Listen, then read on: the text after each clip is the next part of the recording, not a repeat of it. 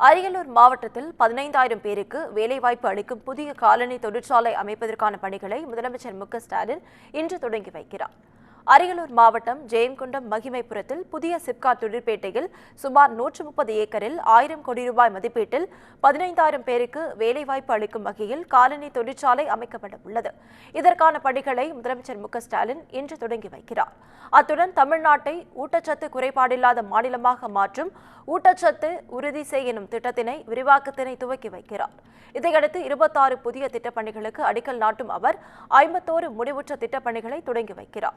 மேலும் அரசின் பல்வேறு துறைகளின் சார்பில் 10,141 பயனாளிகளுக்கு நலத்திட்ட உதவிகளை வழங்குகிறார்.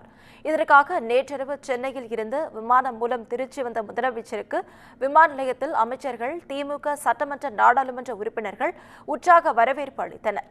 பின்னர் விமான நிலையத்தில் வழிநெடுக நின்ற தொண்டர்களை நடந்து சென்று அவர்களின் வரவேற்பை முதலமைச்சர் ஏற்றுக்கொண்டார்.